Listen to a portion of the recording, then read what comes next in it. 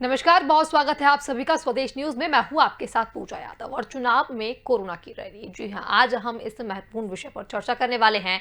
हमारे साथ कई मेहमान भी उपस्थित होंगे, लेकिन आपको बता दें कि चुनाव में कोरोना की रैली का अर्थ ये है कि लगातार चुनावी रैलियों के चलते ये रैलियां कोरोना की रैली में तब्दील हो गई। कई लोग प्रभावित हुए, कई लोग संक्रमित हुए और मौतों का आंकड़ा भी लगातार बढ़ता जा रहा है। जी हां, वही हुआ जिसका डर था। सरकार और चुनाव आयोग ने बंगाल और तमिलनाडु, केरल, असम और पुडुचेरी में लोगों की जान जोखिम में डाल दी। 1.5 महीने से जारी चुनावी कार्यक्रम जानलेवा साबित होने लगे हैं। ये हम नहीं कह रहे हैं, ये आंकड़े बोल रहे हैं। हमने इन 5 राज्यों के 1 अप्रैल से 14 अप्रैल तक के आंकड़े देखे हैं। इससे पता चलता है कि पश्चिम बंगाल में 420%, असम में 532%, तमिलनाडु में 159% और केरल में 103%। साथ ही साथ पुडुचेरी में 165% कोरोना के केस बढ़ गए हैं। औसत के तौर पर देखें तो इन 5 राज्यों में मौतों में भी 45% का इजाफा हो गया है और ये तो महज शुरुआत है। आने वाले वक्त में स्थितियां बिगड़ने की वाली हैं। अगर ये चुनावी रैलियां और भीड़ जुटाकर सभाएं नहीं होती तो ना जाने कितनों की जान बच सकती थी। खैर, हम आपको एक एक करके 5 राज्यों के हालातों से रूबरू करा रहे हैं। असम की बात की जाए तो 14 दिनों में कोरोना के मरीज 532 से बढ़कर 3,398 हुए हैं, यानी 532% का इजाफा हुआ है। शुरुआत असम से इसलिए कर रहे हैं कि यहाँ के आंकड़े काफी चौंकाने वाले हैं। साथ ही साथ पश्चिम बंगाल की बात की जाए तो मार्च के 8,000 मरीज मिले हैं मार्च में और इस बार 41,000 से ज्यादा बढ़े हैं, यानी कि 420% का इजाफा हुआ है। चुनाव के लिहाज से इस बार पश्चिम बंगाल काफी चर्चा में है। प्रधानमंत्री से लेकर ममता बनर्जी तक देश के कई बड़े नेता इस समय बंगाल में खूब चुनावी रैलियां, रोड शो और सभाएं कर रहे हैं। हालांकि राहुल गांधी ने अब कहा है कि वो कोई भी रैली नहीं करेंगे। उन्होंने अपने सारे कार्यक्रम निरस्त कर दिए हैं बंगाल चुनाव के। इन रैलियों में थोड़े बहुत नहीं बल्कि लाखों की भीड़ जुट रही थी। इनमें 80% लोग बगैर मास्क के होते हैं। मंच पर भी आपको 1-2 ही लोग ऐसे दिखेंगे जो मास्क पहने हुए नजर आएंगे। मतलब कोविड नियमों की खूब धज्जियां उड़ रही हैं और इनका परिणाम भी हमें देखने को मिल रहा है। राहुल गांधी ने हालांकि अब अपने दौरे निरस्त कर दिए हैं, लेकिन इसका असर अब भी देखने को मिल रहा है जहां ये रैलियां हो चुकी हैं। चर्चा की हम शुरुआत करेंगे। हमारे साथ हमारे मेहमान भी इस चर्चा में जुड़ रहे हैं। बीजेपी की बात की जाए तो बीजेपी से वरिष्ठ नेता नवीन मिश्रा जी बंगाल से हमारे साथ जुड़ेंगे। साथ ही साथ कांग्रेस से बात की जाए तो कांग्रेस कमेटी उत्तराखंड के उपाध्यक्ष धस्माना सूर्यकांत हमारे साथ जुड़ रहे हैं। और यदि बात की जाए वरिष्ठ पत्रकार की तो उचित शर्मा जी हमारे साथ जुड़े हुए हैं। आप तीनों का ही बहुत बहुत स्वागत स्वदेश न्यूज में। चर्चा की शुरुआत करेंगे और बंगाल में पिछले 14 दिन के अंदर कोरोना की रफ्तार 420% का इजाफा हुआ है। चुनाव आयोग की बात करी जा रही थी कि शायद विचार हो सकता है कि अब प्रचार पर रोक लगा दी जाए, लेकिन ऐसा नहीं हुआ है। और इन्हीं सारी चीज़ों को लेते हुए, यानी कि कोरोना की रैलियों को देखते हुए अब हम चर्चा की शुरुआत कर रहे हैं। सबसे पहले मैं बात करना चाहूंगी, बीजेपी से हमारे साथ नवीन मिश्रा जी जुड़े हुए हैं। नवीन मिश्रा जी, हम देख रहे हैं बंगाल के जो हालात हैं, लगातार कोरोना के मामले बढ़ते ही जा रहे हैं। जैसा कि हमें दिखाई दे रहा है कि बंगाल में भी 8,000 मरीज जो मार्च में मिले थे, अब 41,000 पर आंकड़ा पहुंच गया है। क्या कहेंगे? सबसे बड़ी दिक्कत ये आ रही है कि पूरे बंगाल के अंदर में कोरोना बहुत स्पीड में बढ़ा हुआ है। अब ये भी थोड़ी देर पहले हमारी पार्टी के मंडल प्रेसिडेंट चौरंगी इलाके के उनकी वगैरह भी आई है कोरोना में। निश्चित ये दुखद है। और सबसे बड़ी दिक्कत ये हो रही है कि राज्य सरकार जो अभी है उसने ये अभी से ही सोच लिया है कि अभी 2 तारीख को जा रहे हैं। राज्य सरकार ने कंप्लीटली हाथ उठा रखा है। राज्य सरकार का कोई भी विभाग पूर्ण रूप से काम नहीं कर रहा है, कोई भी पब्लिक की सेवा में नहीं लगा हुआ है। हेल्थ डिपार्टमेंट में प्रशासनिक विफलता कितनी जबरदस्त दिख रही है पिछले 5-6 दिनों में। जनता त्राहिमाम हो रही है, त्रस्त है, लेकिन कोई भी राज्य सरकार का ना तो मंत्री, ना उनके विधायक, ना उनके मुख्यमंत्री कुछ भी करने को तैयार नहीं है। भारत सरकार एक वैक्सीन की व्यवस्था बहुत मजबूत ढंग से कर रही है। उसमें जनता, आम नागरिकों को जो मिल रहा है वो ले रहे हैं। साथ साथ इलेक्शन कमीशन ने कड़े कदम उठाए हैं अभी 2 दिन पहले से। जो प्रचार हम करते थे वो प्रचार को इन्होंने हर पॉलिटिकल पार्टी के लिए शाम में 7 बजे से लेकर सुबह 10 बजे तक इन्होंने 3 दिन से उसको बंद कर दिया है।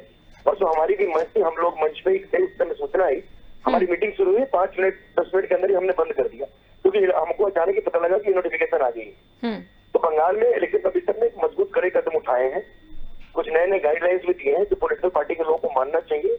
अभी जो जीतने महामारी है, इसमें कोई भी पॉलिटिकल पार्टी में किसी पे आरोप प्रत्यारोप की बात नहीं है। अब जो भी संवैधानिक व्यवस्था में चुनाव आयोग करा रहा है, अंतिम चरण में चुनाव है, अंतिम 4-5-7 दिन के अंदर चुनाव खत्म हो जाएंगे। राज्य की स्थिति व्यवस्था को भी ठीक करनी है, और जब तक यहाँ गवर्नमेंट मजबूत रूप से प्रभावशाली सरकार नहीं आएगी, तब तक इस राज्य के अंदर जो कोरोना की ये महामारी जैसे से बढ़ रहा है, इसको रोकथाम करना बहुत ही मुश्किल है। भारतीय जनता पार्टी ने एक अच्छे कदम उठाए हैं कि हम बड़े बड़े जो भी कार्यक्रम है उस कार्यक्रम ने रोका है।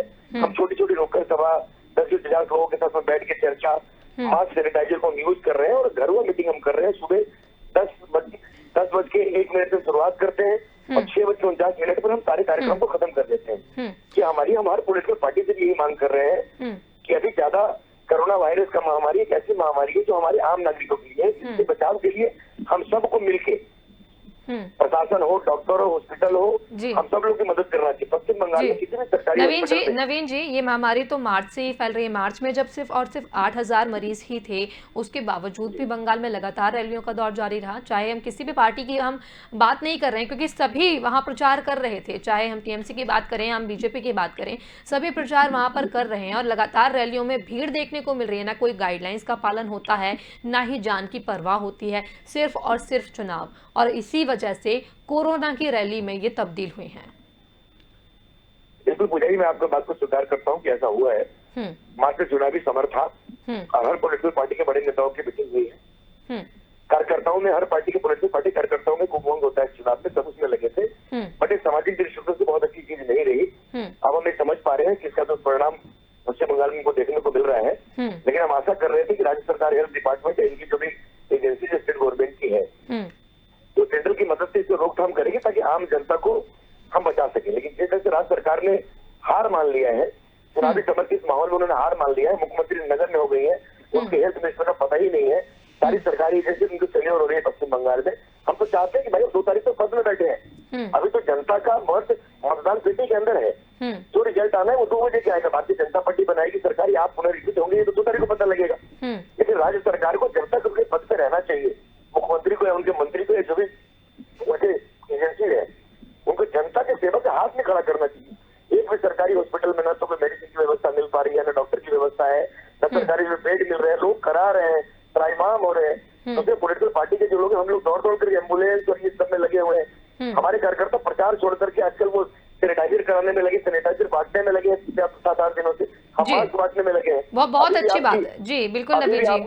अभी भी आपके फोन पे मैं जुड़ा हुआ हूँ, हमें लोगों के बीच में एक इलाका है हमारा, उस इलाके के अंदर मैं अभी मास्क ही बंटवा रहा हूँ लोगों के साथ में, मैं धूप में साइड में खड़ा होकर आपसे बात कर रहा हूँ। इसलिए मैंने उनको कहा कि मैं वीडियो कॉल पे नहीं आ पाऊंगा, आप मुझे फोन पे ले लीजिए। जी जी, बिल्कुल, बहुत अच्छी पहल है, बहुत अच्छा कार्य है, बिल्कुल नवीन जी, सराहना करते हैं। हम हर पार्टी से रिक्वेस्ट कर रहे हैं। बिल्कुल, बेहद सराहना करने वाला ये पूरा कार्य है। आप लोगों के बीच जा रहे हैं, मदद कर रहे हैं, लेकिन सवाल कई सारे हैं, उनके जवाब भी मैं आगे लूंगी। हमारे साथ कांग्रेस से पीसीसी उत्तराखंड अध्यक्ष धर्माना जी जुड़े हुए हैं। धर्माना जी, आपसे मेरा सवाल ये है कि जहां हम देख रहे हैं कि रैलियों के कारण ही इतना प्रकोप कोरोना का बढ़ा है, स्थितियां ये हैं कि शमशान घाटों में जगह नहीं मिल रही है, टोकन लिया जा रहा है, लंबी लंबी कतारें लग रही हैं अंतिम संस्कार के लिए। ऐसे में ममता बनर्जी ने भी ये कहा है कि वो चाहते हैं कि बाकी के 3 चरणों का जो मतदान है वो एक साथ कराया जाए, लेकिन उनका कहना ये भी है कि बीजेपी इसके लिए राजी नहीं है। आप किस तरीके से देख रहे हैं इस पूरी स्थिति को? पूजा, देखिए, 2 महत्वपूर्ण बात है जी। सबसे महत्वपूर्ण बात तो ये है कि इस देश के अंदर जो सरकार है, आदरणीय मोदी जी को लोग कह रहे थे बेड बढ़ाओ, आईसीयू बढ़ाओ, वेंटिलेटर बढ़ाओ, मेडिकल कॉलेजेस और अस्पताल बढ़ाओ जी। उन्होंने 1 साल से सारा ध्यान अपना दाढ़ी बढ़ाने में लगा दिया। गुरुदेव रविंद्रनाथ टैगोर बनने के लिए जो उन्होंने अपना लुक बनाया, अगर इतना वो इस देश के इंफ्रास्ट्रक्चर जो मेडिकल हेल्थ का बुरा हाल है उसको बढ़ाने में लगाते, सबको मालूम था, पूरे दुनिया के साइंटिस्ट बोल रहे थे, मेडिकल एक्सपर्ट्स बोल रहे थे, तमाम जो विशेषज्ञ हैं वो बोल रहे थे कि सेकेंड वेव भी आनी है और सेकेंड वेव आनी है, थर्ड वेव आनी है। इसके लिए पिछले 1 साल से जब मार्च 2020 में ये कोरोना का भारत में पदार्पण हुआ और पदार्पण के बाद ये पूरे देश के अंदर लॉकडाउन हमने देखा, फिर अनलॉक का पूरा सिस्टम हमने देखा, तो हमने सबक नहीं लिया। हमने जो तमाम इसके लिए व्यवस्थाएं होनी चाहिए थी मेडिकल हेल्थ में, वो उसका ऊपर ध्यान नहीं दिया। देखिए, एक बात होती है, हमारे गीता में कहा गया, महाजनो ये न गता सपंता, जैसा महान लोग काम करते हैं वैसा अनुसरण नीचे वाले करते हैं। अब देश के प्रधानमंत्री पिछले 1-1.5 महीना से अगर एक राज्य का चुनाव जीतने के लिए पूरी जान झोंके हुए, उनके गृह मंत्री पूरी जान झोंके हुए, लाखों लोगों की रैलियां आप कर रहे हैं, इतनी बड़ी भीड़ इकट्ठा करके आप भाषण कर रहे हैं, इतनी बड़ी भीड़ इकट्ठा करके आप पदयात्राएं निकाल रहे हैं, आप रोड शो कर रहे हैं, तो आप समझिए कि आप क्या संदेश पूरे देश को दे रहे हैं। हम लोगों ने जिस प्रकार से कोरोना को लिया है हल्के में, मैं समझता हूं कि समझना चाहिए देश के प्रधानमंत्री को, ये लाखों लोग जो मर रहे हैं, ये लाखों लोग किसी का पिता है, किसी का पुत्र है, किसी की बहन है, किसी की माँ है, ये लाशें केवल डेड बॉडीज, वो रूटीन में जो मृत्यु होती है उन लोगों की नहीं है, ये वैश्विक महामारी से मारे जा रहे लोग हैं। और उसमें सबसे बड़ा विडंबना ये है कि जो राजनीतिक सत्ता है उसको केवल और केवल पावर और कुर्सी दिखाई पड़ रही है, उसको ये नहीं दिखाई पड़ रहा है कि इतनी बड़ी संख्या में, मेरे राज्य में उत्तराखंड में कल 37 लोगों की मौत हुई। आपको मालूम है उत्तराखंड केवल 1.5 करोड़ आबादी वाला राज्य है, और हमारे यहाँ जो मृत्यु दर हो गई है, हमारे यहाँ तो कोई चुनाव नहीं है, हमारे यहाँ तो कोई, अभी आपको मालूम होगा महाकुंभ हरिद्वार में हो रहा है, 4 जगह देश में कुंभ होता है, महाकुंभ हरिद्वार में चल रहा है, और महाकुंभ में जितनी गैर जिम्मेदाराना सरकार की तरफ से जो हरकतें हुई हैं, निश्चित तौर पर, बिल्कुल धस्माना जी, हमने वो तस्वीरें भी देखी हरिद्वार की। अब पूजा आपको बताना चाहता हूँ मैं, ये बड़ी महत्वपूर्ण बात है, मैं केवल आरोप लगाने के लिए बात नहीं कह रहा हूँ, मैं ये बात इसलिए कह रहा हूँ कि राज्य में सरकार को जिस समय महाराष्ट्र में, तमाम राज्यों में सेकंड वेव, थर्ड वेव चल रही थी, हमारे राज्य में नहीं था ये। हमारे राज्य में उस समय तैयारी करना चाहिए था। हॉस्पिटल्स में आज सुबह से मैं फोन कर रहा हूँ, यहाँ पे कर्फ्यू लगा हुआ है और मेरे पास तमाम टेलीफोन कॉल्स आ रहे हैं, किसी को बेड नहीं मिल रहा है, किसी को वेंटिलेटर नहीं मिल रहा है, किसी को आईसीयू नहीं मिल रहा है। यहाँ पर जो लाइफ सेविंग इंजेक्शन है उसकी कालाबाजारी का आलम यह है कि 900 रुपए का इंजेक्शन 10-10 हजार रुपए में यहाँ पर मिला लोगों को। इस तरह से पूरे प्रदेश के अंदर जो स्थिति, और आपको सबसे आश्चर्यजनक बात ये बताऊं कि महामंडलेश्वर मध्य प्रदेश के जो स्नान करने आए थे, स्नान के बाद वो उनकी डेथ हो गई। यहाँ पर अब तक संतों में जो जिस प्रकार से जो, और मुख्यमंत्री क्या भाषण देते हैं कि आप डुबकी लगाइए, गंगा जी में डुबकी लगाने वाले को कोरोना नहीं होगा। बिल्कुल धस्माना जी, बहुत सारी ऐसी बातें हैं जो हमारे सामने है धस्माना जी, और निश्चित तौर पर बैसाखी को पूजा 13 तारीख बैसाखी को 35 लाख लोग होली डिप इन गंगा, 35 लाख लोग। और हाईकोर्ट हमारा जो नैनीताल का है उसने कहा कि आप इसमें ये सुनिश्चित करिए कि जितने लोग आवे वो RT-PCR की नेगेटिव रिपोर्ट लेकर आवे, या राज्य सरकार उनकी RT-PCR कराने की व्यवस्था करे, कम से कम 50,000 लोगों की प्रतिदिन। लेकिन हालात इतने खराब हैं कि पूरे प्रदेश के अंदर इस समय जो कोरोना की स्पीड है, 28% रेट, हमारे यहाँ डेथ रेट ज्यादा है पूरे देश के नेशनल बिल्कुल, यानी कि कुल मिलाकर कह सकते हैं हम धस्माना जी कि जहां उत्तराखंड में पहले हमें तैयारी कर लेनी चाहिए थे, वहीं कुंभ के कारण भी कई सारे जो केस हैं वो सामने आए हैं और इतनी बड़ी संख्या में जो है आंकड़े हमारे सामने आ रहे हैं धस्माना जी। लेकिन अब राहुल गांधी ने कहा है कि वो अपनी रैली नहीं करेंगे, निरस्त कर दी गई है उनकी सारी रैलियां, उन्होंने खुद निरस्त कर दी है बंगाल में। तो ये एक फैसला है। हमारे साथ उचित शर्मा जी भी काफी देर से जुड़े हुए हैं, हम एक सब जी बिल्कुल, मैं आपके पास वापस लौटूंगी धस्माना जी, और हमारे साथ नवीन जी भी जुड़े हुए हैं, लेकिन हमारे साथ उचित शर्मा जी इस वक्त मौजूद हैं। एक सवाल मेरा उनसे, उचित शर्मा जी, हम देख रहे हैं हालात जो हैं यहाँ चुनाव आयोग की यदि बात की जाए तो पहले कहा जा रहा था कि शायद ऐसा हो कि अब रैलियों पर रोक लगा दी जाए और वर्चुअल ही जो है लोगों को संबोधित किया जाए, लेकिन वैसा भी नहीं हुआ। जैसी स्थिति पहले थी वैसी ही स्थिति अब है। राहुल गांधी ने हालांकि ये पहल की और एक संदेश दिया है कि मैं अपनी रैलियां निरस्त कर रहा हूं क्योंकि जो हालात बने हुए हैं वो आगे ना बढ़े, उसको लेते हुए ममता बनर्जी ने कहा कि मतदान एक साथ हो जाए तीनों चरणों का तो ज्यादा बेहतर है, लेकिन उनका कहना है कि बीजेपी नहीं मान रही है। इसमें बिल्कुल सही कहा, वैश्विक समुदाय पूरा हंस रहा है हम लोगों के ऊपर। एक तरफ हम कुंभ करा रहे हैं, दूसरी तरफ हम चुनाव करा रहे हैं, लोग हंस रहे हैं हमारे ऊपर। ये बात सत्य है कि जहाँ पे एक फेज में अगर चुनाव कराना ही था तो एक फेज में क्यों नहीं कराए चुनाव। ये भारतीय जनता पार्टी के, माफ कीजिएगा प्रवक्ता जो बैठे हैं, ये भारतीय जनता पार्टी के पूरे कंफर्ट जोन के इलेक्शन हो रहे हैं। जैसा भारतीय जनता पार्टी चाहती है वैसे ही चुनाव आयोग करते हैं। चुनाव आयोग, हिंदुस्तान का चुनाव आयोग निरंकुश और आप बोले कि ये पपेट, भारतीय जनता पार्टी सत्तारूढ़ पार्टी के पपेट है।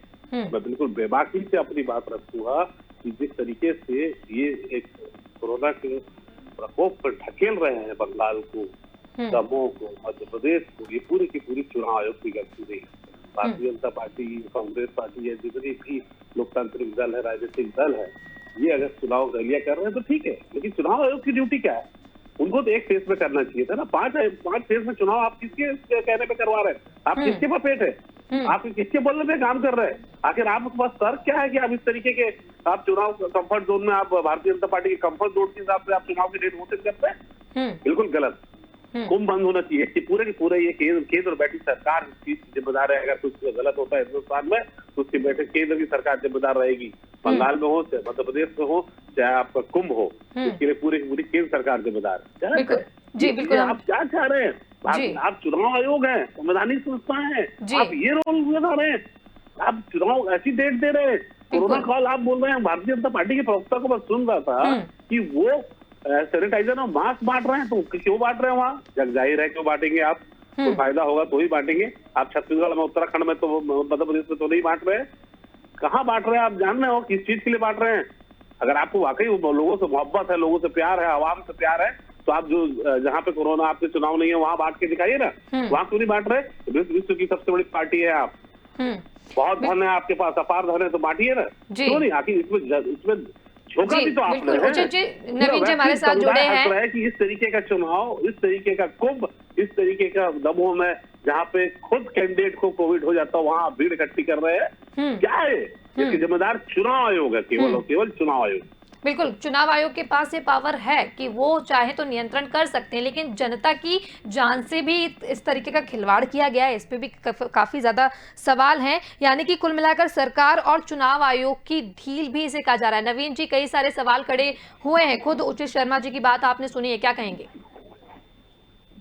देखिए, मैं सुन रहा था, कांग्रेस के सीनियर भी बोल रहे थे, शर्मा जी भी बोल रहे थे, मैं इनकी बात को सुन रहा था। महाराष्ट्र में तो चुनाव नहीं था, पंजाब में तो चुनाव नहीं था, छत्तीसगढ़ में चुनाव नहीं था, तीनों कांग्रेस शासित प्रदेश हैं। कांग्रेस के लेटर पैड में तीनों सरकार चल रही है, लेकिन राहुल गांधी, प्रियंका गांधी और सोनिया गांधी को और इनके पार्टी के जो वरिष्ठ नेता हैं, इनको देश में केवल प्रधानमंत्री जी का विरोध करना है। मैं कांग्रेस के वरिष्ठ सीनियर बैठे हैं, वो अभी बोल रहे थे कि प्रधानमंत्री जी की दाढ़ी बढ़ाना।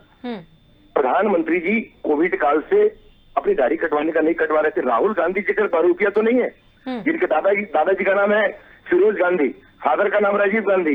कौन से धर्म से कौन से आका में हिंदुस्तान नहीं जानता है उनके बारे में। कभी मस्जिद में जाकर के टोपी पहन के नारे लगवा रहे हैं, कभी किसी मंदिर में जाकर के जनेऊ दिखा रहे हैं। लेकिन ये तो सच नहीं है नवीन जी, ये तो कहा जा सकता है ना कि केंद्र सरकार के। पूजा जी, एक मिनट में जवाब दे दूं। कांग्रेस का जो गांधी परिवार है, ये बहरूपिया इस देश के हैं। इन्होंने देश के समाजवाद को तोड़ा है, सांप्रदायिकता फैलाई है, तुष्टीकरण की राजनीति को जन्म दिया है। और आज हिंदुस्तान के अंदर जो भी कालाबाजारी आप देख रहे हैं, कांग्रेसियों का देन है। कांग्रेस का पूरा कुनबा, उनके कार्यकर्ता कालाबाजारी में लगे हैं। ये सत्ता इनके हाथ से 14 में चली गई। यदि सत्ता का ये जो इनका सुख था और जो इनका पद था, ये अभी तक इनके नजर से नहीं गिरा है। पूरी महाराष्ट्र जो है किस चरम सीमा पे उद्धव ठाकरे की सरकार आज पिछले 6 महीने के अंदर पूरे हिंदुस्तान का आंकड़ा आप देखेंगे, 30 से 40-50% हिंदुस्तान का जो कोविड का डेली का रिपोर्ट है उसमें केवल महाराष्ट्र है। महाराष्ट्र में सरकार किसकी है? शरद पवार चला रहे हैं, राहुल गांधी चला रहे हैं, उद्धव ठाकरे चला रहे हैं, इनको चिंता नहीं है। जी, नवीन जी सरकार पे आरोप लगा रहे हैं। पंजाब में इनके कैप्टन साहब इनके मुख्यमंत्री हैं। पंजाब की दुर्गति आज देखिए पूरे हिंदुस्तान के अंदर में। अरविंद केजरीवाल दिल्ली में बैठे उनके मुख्यमंत्री हैं। आज एक भी नवीन जी, पूरे हिंदुस्तान की दुर्गति हो रही है। जी, पूरे हिंदुस्तान की दुर्गति हो रही है नवीन जी। बंगाल की नहीं, शर्मा जी बोल रहे थे, शर्मा जी को साथ आइडिया नहीं है बंगाल के बारे में। शर्मा जी को मैं बता दूं, कभी आया बंगाल में, ममता बनर्जी के नेतृत्व में जो राजी अभी कांग्रेस के ही एक उम्मीदवार जो है मुर्शिदाबाद डिस्ट्रिक्ट में, एक सवाल नवीन जी है मेरा, एक सवाल जी हम लोग भी दुखद है। हम लोग जी बताएं पूजा जी। बिल्कुल, एक सवाल मेरा, दुर्गति हो रही है कई जगहों पर और पूरे देश का जो हाल है वो भी बेहाल हो रखा है। ऐसे में हम महाराष्ट्र की बात करें, पंजाब की बात करें, अन्य राज्यों की बात करें। पूजा जी, ये मेरा सवाल सुन लीजिए नवीन जी, मेरा सवाल सुन लीजिए। मेरा सवाल सुन लीजिए, जब हमने पिछले साल कोरोना को देखा था तो खुद केंद्र सरकार ने काफी ज्यादा निर्णय लिए थे, तो क्या इस साल केंद्र सरकार निर्णय लेने में सक्षम नहीं था कि लॉकडाउन पूरे देश में ही लगाया जाए या पहले से पूरी व्यवस्थाएं की जाए, चुनाव को टाला जाए? पूरे पिछले 6 महीने से पूरे देश के अंदर में हर्षवर्धन जी के नेतृत्व में, प्रधानमंत्री के नेतृत्व में, चाहे जहाँ कांग्रेस की सरकार है, टीएमसी की सरकार है, चाहे केजरीवाल की सरकार है, हर राज्यों के अंदर हमारे प्रधानमंत्री जी के नेतृत्व में हम वैक्सीन दे रहे हैं। हम ये कोशिश कर रहे हैं कि कैसे समाज के लोगों को बचाया जाए। हमारी चिंता 130 करोड़ जनता की है, लेकिन सबसे बड़ी बात है कि ममता बनर्जी को पश्चिम बंगाल में तुष्टिकरण की राजनीति करनी है। उनको राज्य से मतलब नहीं है। कांग्रेस के जो राजीव गांधी, राहुल गांधी जी हो, प्रियंका गांधी हो या सोनिया गांधी हो, इनको केवल कांग्रेस के कुनबा को बचाना है, प्रधानमंत्री जी को बदनाम करना है और देश के जनता को सांप्रदायिकता के नाम पे, कभी तुष्टिकरण के नाम पे, कभी ये कालाबाजारी के नाम पे, केवल प्रधानमंत्री और बीजेपी को बदनाम करना है। हम चाहते हैं, पूजा जी, हम चाहते हैं कि देश के जितने ऑपोजिशन के लोग हैं, चाहे शरद पवार हो, अरविंद केजरीवाल हो, ममता बनर्जी हो, राहुल गांधी हो, प्रियंका जी हो, सोनिया जी हो, देश के प्रधानमंत्री जी से बात करें, इसमें बैठे, देश को कैसे बचाया जाए इसके करें। पार्टी आएगी जाएगी, सत्ता बनेगी बिगड़ेगी टूटेगी, कोई फर्क नहीं पड़ता है, फिर हम चुनाव लड़ लेंगे, लेकिन पहले हमारे देश की रक्षा करने की बात है। राहुल गांधी ने तो एक पहल कर दी है ना नवीन जी, राहुल गांधी ने कहा कि अब वो रैली नहीं करेंगे, उन्होंने निरस्त कर दिया। क्या बीजेपी निरस्त करेगी रैलियां? पूजा जी, पिछले 1.5 महीने से राहुल गांधी केरला घूम रहे थे, उनको नजर नहीं पड़ रहा था कि केरला की महामारी इतनी खराब है। बंगाल में जब चुनाव में आए हैं, उनके प्रचार में लग गया कि हमारे पास आदमी नहीं है, लोग नहीं है, झंडे नहीं है, उनके कैंडिडेट मारे गए हैं मुर्शिदाबाद में कोविड से।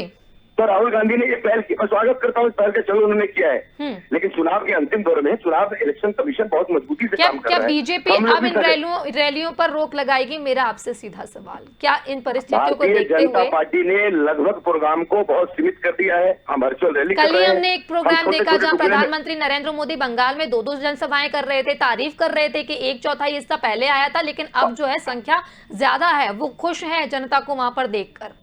देखिए, अब ये सोच सकते हैं कि प्रधानमंत्री की भी जान है, अमित शाह जी की भी जान है, कार्यकर्ताओं की भी जान है। आज के समय में ये कंडीशन हो गई पश्चिम बंगाल में कि कोरोना महामारी से भी खतरनाक ममता बनर्जी और उनकी सरकार है। जो पश्चिम बंगाल के 9-9.5 करोड़ जनता है, वो ममता बनर्जी और उनकी सरकार को और एक कांग्रेस के अधीर चौधरी जैसे जो लीडर है, इनको कोरोना वायरस से भी खतरनाक मान रहे हैं पश्चिम बंगाल में। लोग यहाँ जान की बाजी लगा के भी चाहते हैं कि लोकतंत्र की यहाँ रक्षा हो, राष्ट्रवाद बचे और ये राज्य बचे, जो राज्य कश्मीर से भी खराब स्थिति में होने जा रही है। ममता बनर्जी तो संबोधित किया जाता है नवीन जी, पूरे पश्चिम बंगाल को बांग्लादेश के हाथ में सौंपने का काम किया है। हमको उसको बचाने के उसमें हम 14 से लड़ाई लड़ रहे हैं। मैं धन्यवाद देता हूँ जैसे गृह मंत्री जी को, प्रधानमंत्री जी को, कि कम से कम उनके नेतृत्व में पश्चिम बंगाल को हमने बचा लिया, दूसरा कश्मीर नहीं होने दिया। जैसे जिस से अधीर चौधरी, वामपंथी और तृणमूल कांग्रेस का गठजोड़, अंडरग्राउंड गठजोड़ में पूरी पश्चिम बंगाल को एकदम लोग धकेल रहे थे, कभी चाइना को दे रहे हैं, कभी बांग्लादेश के दे रहे हैं, रोहिंग्या देने में घर बना दिया है। आपकी बात मानी कि ममता बनर्जी की सरकार से ज्यादा खतरा है बंगाल को और इसलिए जरूरत है जनता को जागरूक करने की। बिल्कुल, लेकिन मेरा जी बिल्कुल नवीन जी, हमारे पास समय भी कम है, हमारे साथ 2 मेहमान और हैं, मैं चाहती हूँ एक सवाल और उनसे हो जाए। नवीन जी, बिल्कुल आपकी बात जाहिर तौर पर आप रख रहे हैं और उसे माना भी जाता है, लेकिन एक चीज ये भी है कि जब लॉकडाउन लगा दिया गया था पिछले साल, पीएम मोदी ने खुद जनता को संबोधित किया था वर्चुअली, पूरी जनता घरों में बैठकर पीएम मोदी को सुन रही थी, तो इस बार भी ऐसा हो सकता था। धस्माना जी, हम देख रहे हैं कि नवीन जी तो अपना पक्ष रख ही रहे हैं, साथ ही साथ लेकिन जो स्थितियां बनी हुई हैं, क्या लगता है अब तो राहुल गांधी ने मना कर दिया कि वो रैलियां नहीं करेंगे, लेकिन बीजेपी को भी ये रैलियां बंद करनी चाहिए, साथ साथ ममता बनर्जी को भी ऐसा फैसला लेना चाहिए देश हित में, प्रदेश हित में, जनता के हित में?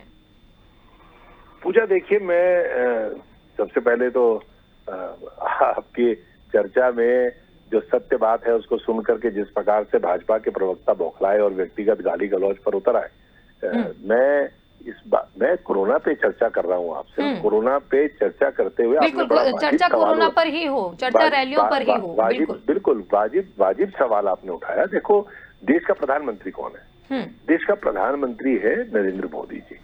नरेंद्र मोदी की देश के सबसे बड़े इलेक्टेड रिप्रेजेंटेटिव हैं देश के। और मैंने आपसे कहा कि गीता में भगवान श्री कृष्ण ने स्वयं कहा कि जैसा महान लोग करते हैं उसका अनुसरण नीचे वाले करते हैं। जब प्रधानमंत्री जी ने पिछली बार का ताली बजाओ, अब किसी को मालूम था कि ताली बजाने से क्या होने वाला है, लेकिन लोगों ने ताली बजाई क्योंकि एक महान देश के सबसे बड़े नेता ने कहा ताली बजाओ, फिर कहा थाली बजाओ, फिर कहा घंटी बजाओ, फिर कहा दिया जलाओ, फिर कहा मोमबत्ती जलाओ। कितनी चीजें जलवा दी, कोरोना भागा नहीं। और कोरोना ने जो नुकसान देश का किया वो आपने देखा। उन्होंने कहा कि आपदा में अवसर ढूंढो, और आपदा में अवसर ढूंढ करके पीएम केयर्स बनाया गया। कोई पूछने वाला है कि उस पीएम केयर्स में खरबों रुपए इकट्ठा हो गया, वो रुपया गया कहाँ? मुख्यमंत्री राहत कोष मेरे प्रदेश के अंदर मुख्यमंत्री जी ने बनवाया और मेरे यहाँ प्रदेश में कई 100 करोड़ रुपया उसमें इकट्ठा हो गया।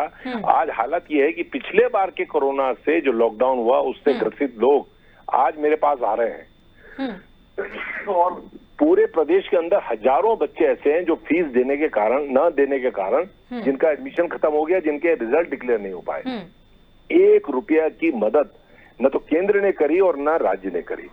आज स्थितियां ये हैं कि सेकंड वेव आ गई है और ये अभी हमारे यहाँ वीकेंड कर्फ्यू कल से शुरू हो गया है पूरे प्रदेश में और अभी आने वाले समय में लोगों को डर है कि लॉकडाउन हो गया। मैं आपको सच बता रहा हूँ कि जो आर्थिक स्थिति पूरे प्रदेश की और देश की है,